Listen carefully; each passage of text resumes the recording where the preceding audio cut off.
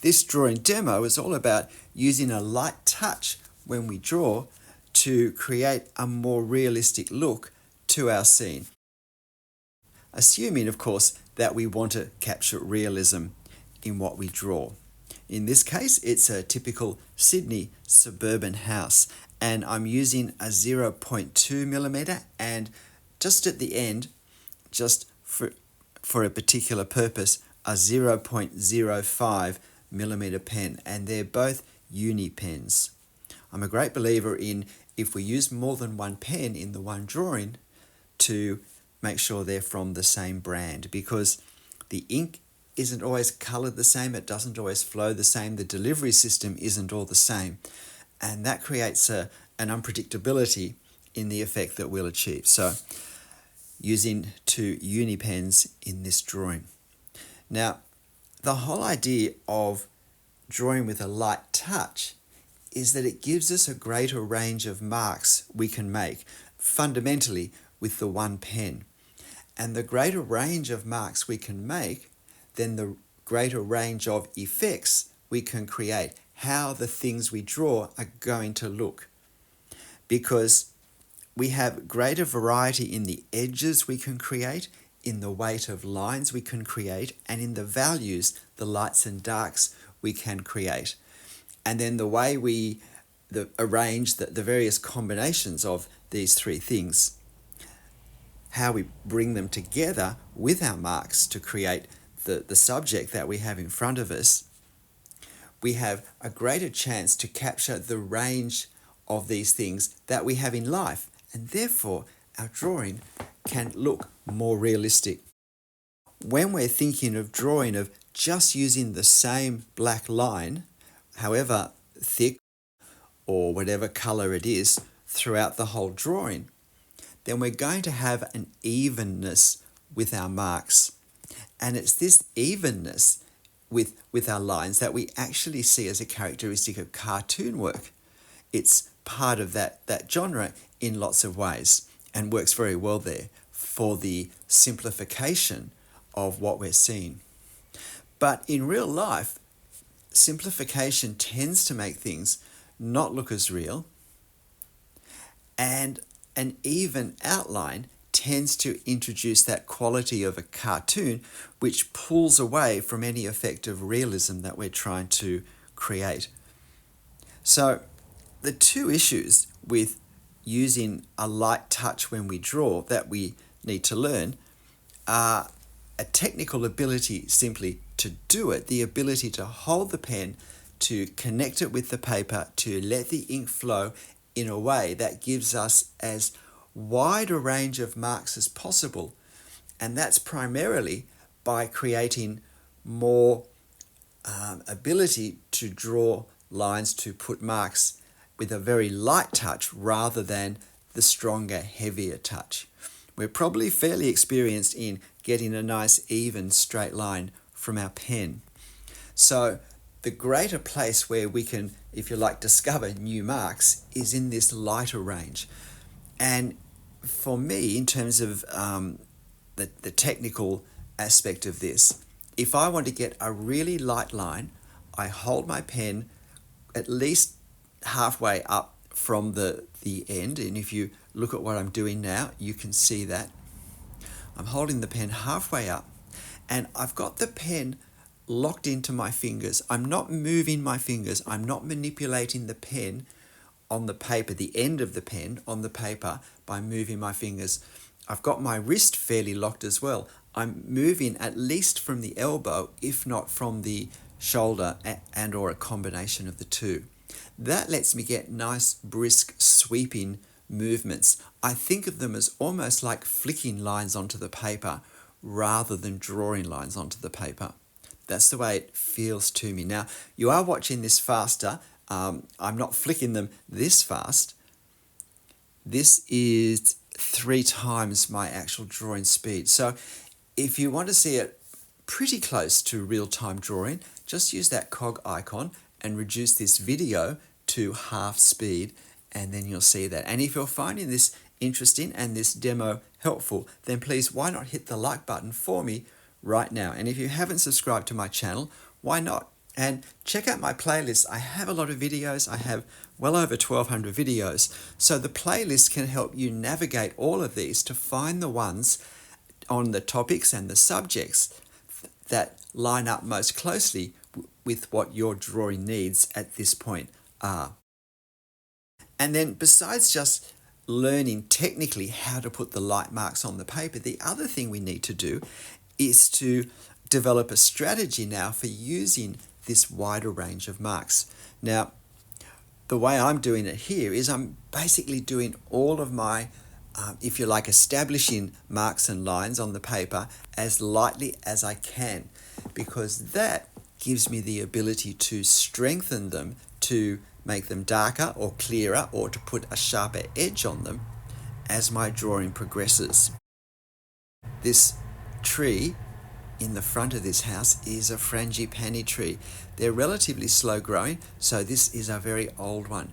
The house where I grew up in Sydney had a huge one, or it seemed huge to me as a kid, down the side of our house that my father's mother had planted.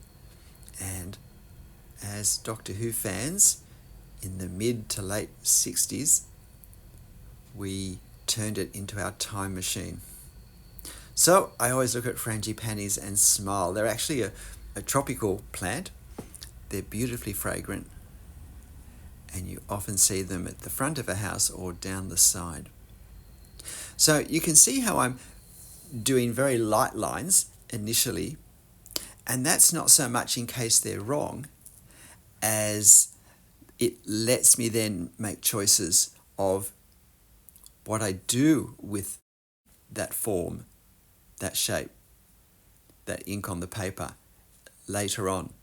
I can add more light marks over the top. And even if I do 3 or 4 light marks over the one line to create a darker one, visually that line is going to look different than if I just do one continuous dark line to create the same amount of darkness, and even to create the same weight, the same width of line, because the edge will not be as sharp. And sometimes that really makes all the difference in capturing a sense of this is real versus it's not. But sometimes we can leave that very light mark as a better representation of the effect of whatever that light mark is helping to establish on the paper, whatever the subject is, in the circumstances that it's in this subject, in this reference. So if something's way further back, then a very light, soft line can be very helpful. And we can use a finer pen to do this, and I teach a number of in a number of videos that talk about how to create the sense of distance, and a lighter, thinner line is part of that. But when we use a heavier pen, or if you like a greater width, but we use it very lightly, we get very different edges, and edges are also a very key part. And one of the reasons that drawings, as far as I can see, often fail to capture a strong sense of realism is that the edges of all the lines and all the marks on the paper are the same, because they've held the pen the same, at the same angle, with their fingers in the same place. Look how far back my fingers are now doing this light hatching, because I want very quick, very flicking, very light lines, and I want to be able to create a wide range of values, quite a subtlety, without going too black. I don't want this to be like a black hole. I still want some sense of white showing through the paper in different parts, and a gradation of value from top to bottom. And so I find that building it up with very light lines, very lightly applied lines and marks, barely scraping the ink onto the surface, gives me much greater variety. And now the frangipani, I'm doing less hatching, less value on the frangipani than perhaps I might, because we could use hatching for the actual green colour, which is quite dark overall, but I want to create clarity with the frangipani and the shadows of the porch behind. So now I'm establishing the rest of the architecture. And then I've got that palm tree in the back. Again, they were very popular in Sydney 100 years ago. So there are lots of very wonderfully mature ones dotted around the suburbs. And then I have the tree on the left-hand side. I've decided not to draw that building on the right-hand side because I don't think it's going to add anything of any value to my drawing, and I think it will actually detract from the qualities of the house, of the architecture of the house that I really like. So as you can see, I've also chosen to leave out that street lamp post there. And I've had to just try and extrapolate exactly what that bow window coming out the side of the house looks like. Remember, our photo is our starting point. We always want to improve on the photo, and making adjustments to the composition, to the elements that are in it, is one of the ways we can improve on it. I'm still using the 0.2, and now I have this palm tree. Palm trees often cause problems. So if you struggle with trees in general and palm trees in particular, have a close look at how I draw this now. You might even like to slow the video down just to watch the way I put the marks on and how I do it, because I often talk about with trees, they're particularly great subjects for capturing the effect of detail because we can't draw all the leaves. Now, I think the reason that palms can present a problem is that we, in a sense, we could draw all of the fronds. And what I think this leads to is an overdrawing that ends up, ironically, looking less realistic than if we drew less. So I'm still trying to capture the effect of this palm tree and not draw all the fronds. So the lights and the darks are really important. The silhouette edges are really important. But also, I want this palm tree to feel like it's sitting behind the house. One of the things photos do, one of the weaknesses of photos, is that they make everything feel closer. And so this palm tree actually feels like it's almost growing forwards over the top of the house. In fact, in life, it's comfortably back. And so I want to create a lighter ink effect with my marks so that it feels further back than that center roof section that we see there.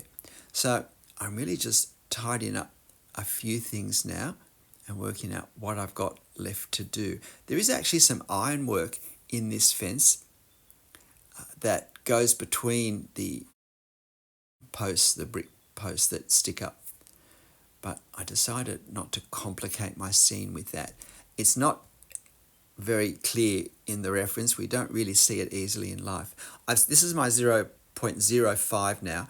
I'm using it just to get a very light touch with the brick effect. I want to create the feel of brick because I think that's an important part of the architecture, and it just looks a bit blank, almost like it's rendered without that. And it is very much a brick effect of the walls and the fences.